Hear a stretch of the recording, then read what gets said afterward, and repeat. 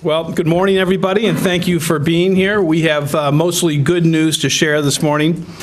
Most customers in the geographic area impacted by yesterday's water main break are now experiencing close to normal water pressure levels. Over 15,000 Metro Water customers are located in the affected area. A small number of customers are now experiencing significantly reduced services. Those are generally homes on higher elevations. Scott Potter will talk about continued work underway on the temporary fix so that all customers can have sufficient water service while permanent repairs are being made. The temporary bypass system Scott's team has put in place is providing enough water that we expect businesses to be able to operate normally during this time. The one point I want to stress most today, and let me repeat, I want to stress this, is that in order for all homes and businesses to have sufficient water pressure, we are now implementing a strict no irrigation policy in the affected area until permanent repair work is complete. Let me just repeat that. We are now implementing a strict no irrigation policy in the affected area until permanent repair work is complete. Scott will provide details on where we are with the permanent repair, and we don't have a time frame yet, but it will be several days. So during this time, all irrigation customers in this area, and I'm one of them, are being told not to use their irrigation systems. People who don't abide by this policy are hurting their neighbors and fellow Nashvillians by using water others need for essential uses. I'll now ask Scott to give a full update on the repair work being done. Thank you, Mr. Mayor. Good morning, everybody. So I want to give you an update of where we are. We have 2 of the 3 temporary pump stations in place that we were talked about yesterday. We were going to construct. The first one on Harding Road in Belmead, we got that one operating about 8 o'clock last night. And we had the second one that we didn't brief you on yesterday, but our colleagues at Harpeth Valley Utility District helped us construct one near the Williamson County line to feed from the south part. That pump station came online about 4:30 this morning, and the third one on Franklin Road is still under construction. It's a little bit more complicated. We should have that one online later this afternoon. The 7 valves I briefed you about yesterday, they're all open and they're functioning as we expected. So we're seeing reduced pressure levels throughout the service area that's shaded in yellow, and we're having a little bit of difficulty serving our customers at the highest elevations properly. We're still trying to get that service area elevated as much as we can. The permanent fix, the bids are due this morning at 10 o'clock. We should be able to commence repair immediately following.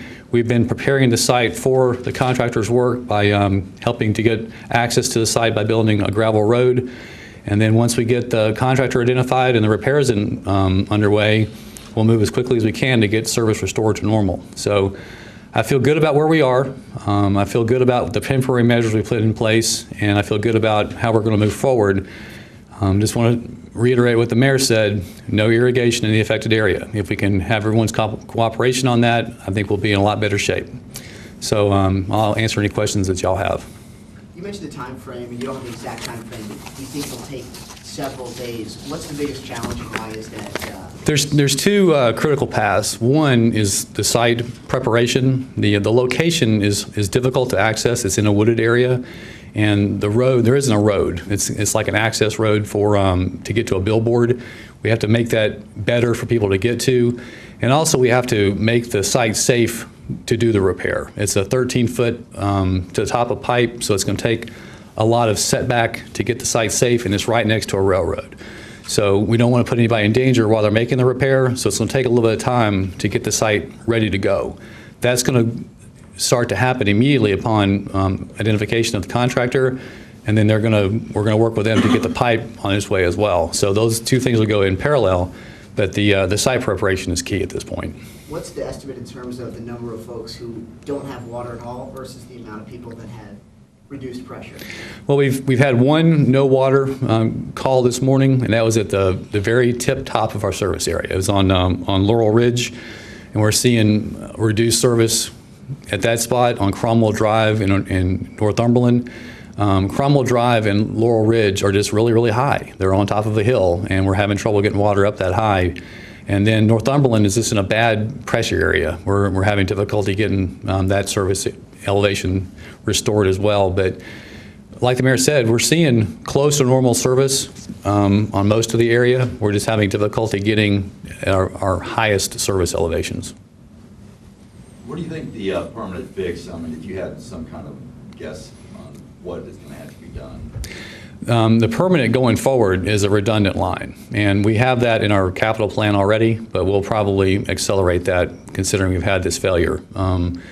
It was programmed to go in 2017, but we'll move that up. And it's about a $5 million project to construct a redundant line out of that pump station.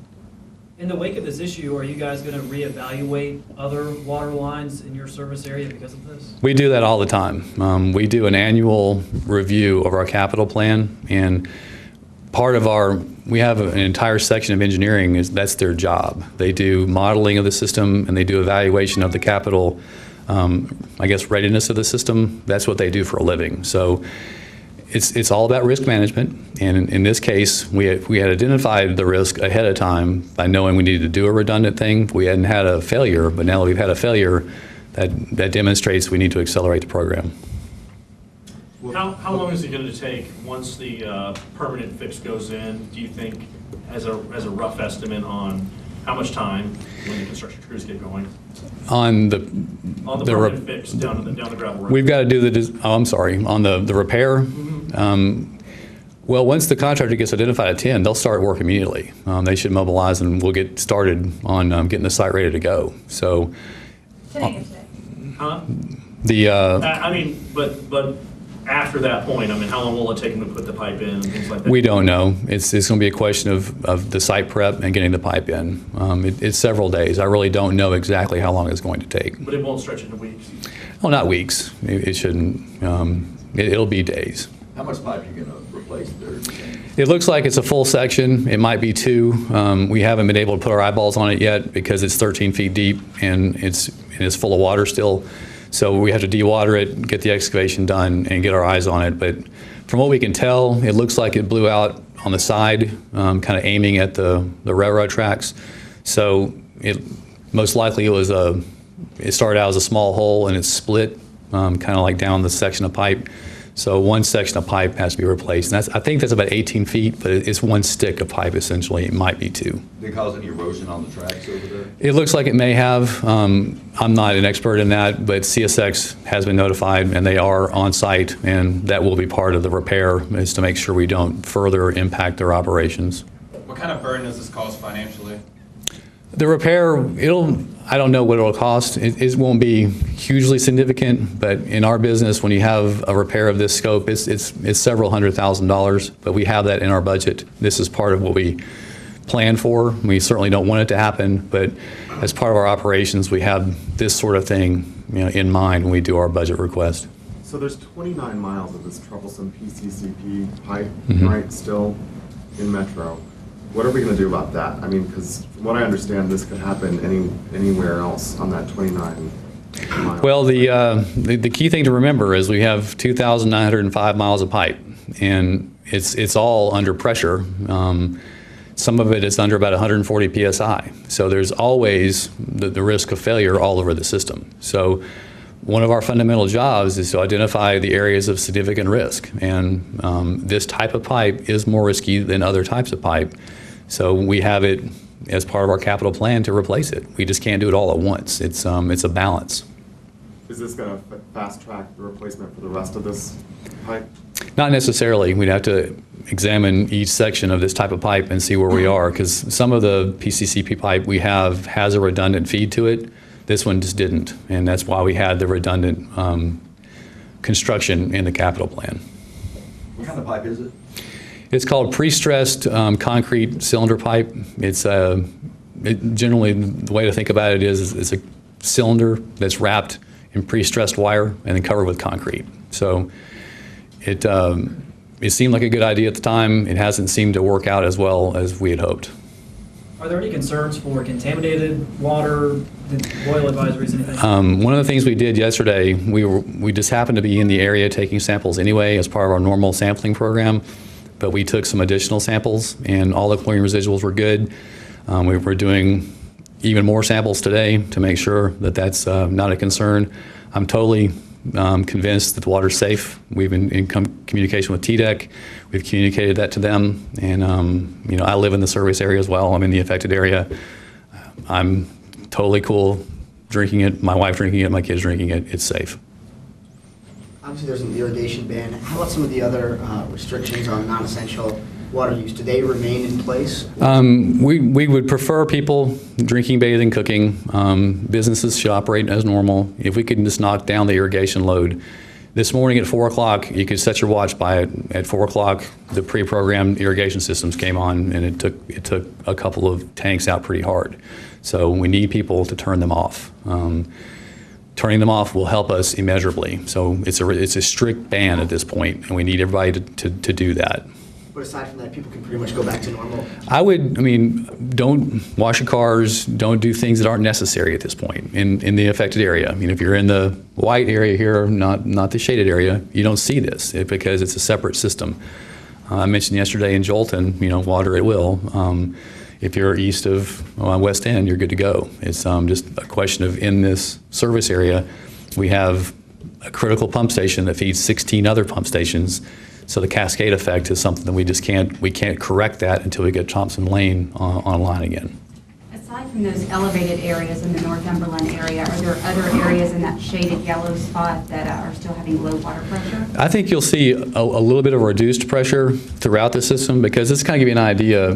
This is the Powell Avenue system and the airport system, and they're close to having the same pressure, discharge pressures, but as you're moving across the system, the water is moving really fast, and that's causing a reduction in pressure because the water pressure is being turned into velocity, and that's causing it to drop in pressure.